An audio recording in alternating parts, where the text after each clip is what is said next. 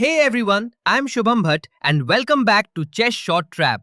In this video, we are diving deep into the England Gambit, a tricky and underrated opening that can catch even strong players off guard, especially in blitz and bullet games. So let's begin. We start with pawn to d4 and then e5.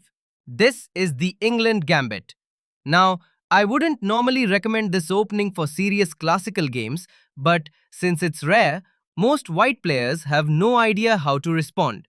And that's exactly what we'll use to our advantage. White thinks he's getting a free pawn, so he takes it. Now we bring out our knight, attacking that pawn right away. White develops his own knight to defend it. And here comes queen to e7, adding one more attacker. White now brings his bishop out to protect the pawn. But this is where the real magic happens. We play queen to b4 check. It's a double attack, hitting both the king and the bishop. Now white has two logical options. He can block the check with his bishop or with his queen. But if he blocks with his queen, then my friend, he's completely finished. Let me show you why. After queen to d2, we simply take the pawn on b2, and suddenly the rook on a1 is under fire. White's only hope is to offer a queen exchange, but then comes the killer move, bishop to b4, and just like that, his queen is gone. So that's the first deadly trap in the England Gambit. Play this in your next blitz game and watch your opponent's face melt in disbelief. Now, let's go back for a second. In this position, if white blocks the check with his bishop instead of the queen, we still capture the pawn on b2. And now comes the most critical and trickiest moment of the entire game. At this point, if white plays accurately, he can actually get a solid advantage. But if he makes even a tiny mistake, it's game over. Curtains for him. So, logically, there are two main ways for white to try and save his rook. Either by playing bishop to c3 or knight to c3. Now, here's the thing. Most players in blitz or bullet instinctively go for bishop to c3, trying to attack your queen. And that, my friend, is where everything falls apart. Watch this carefully. After bishop c3, we strike back with the lethal move bishop to b4. If white dares to capture our bishop, we simply recapture with our knight. And suddenly, we are double attacking the pawn on e5 and also threatening a devastating fork on the king and rook. White's position is collapsing. There's literally no good defense. In most cases, he'll be forced to sacrifice his knight, and from there, it's just a matter of time before he's completely knocked off the board. This is the power of the Englund Gambit. One wrong move, and your opponent's game is over in minutes. Going back, in this position, if he plays queen to d2, then we can simply take this bishop. He cannot take back with his queen because then queen to c3 would be a checkmate, so he will have to take with his knight. But then he loses his rook. And even if you analyze this position, more or less this game is over. You should easily win it from here. Alright, let's go back again. Now let me show you how white should actually play this position. But hey, before we continue, are you enjoying this video so far?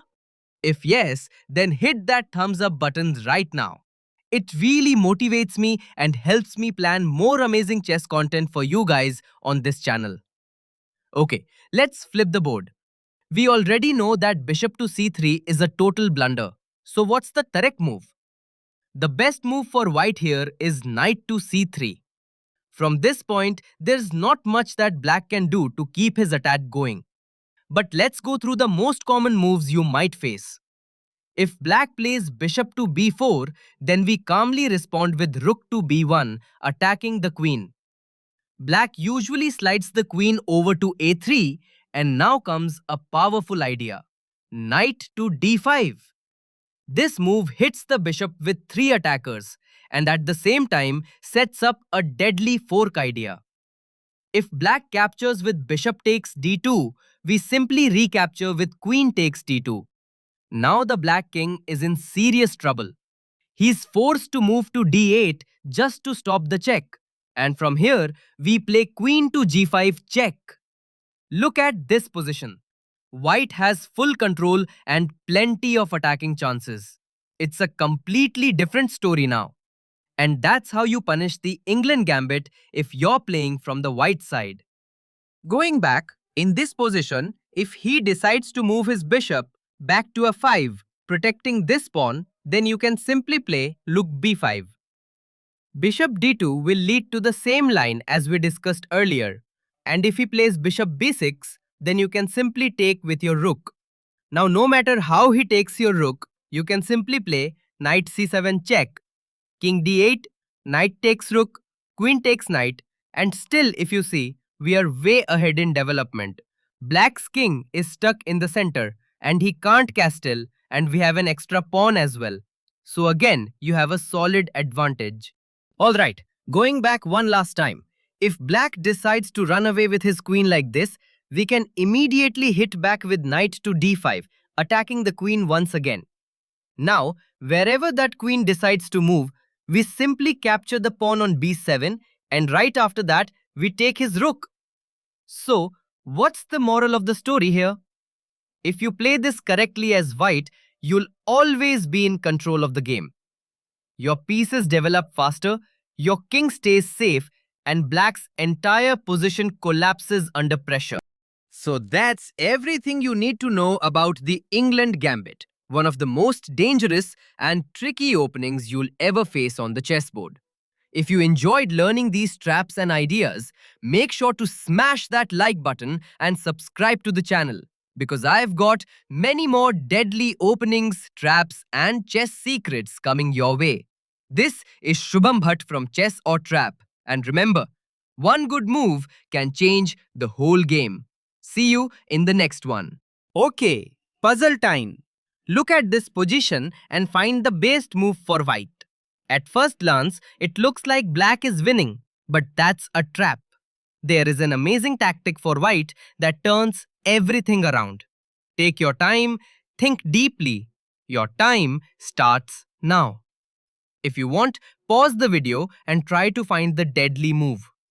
I'll reveal the answer in a moment, so don't skip ahead. Okay, time's up. The best move for white is knight to d7 check. Yes, the knight sacrifice. Black's king has no squares, so he's forced to take the knight. And now comes the second bomb. Rook to e8 check. Another sacrifice. Black has no choice but to capture. And finally, the deadliest move of all. Rook to e7 check. And the game is completely over. There's no defense, no escape, just total destruction. Okay guys, thank you for watching. Keep learning these chess traps and improving every day. See you in the next one.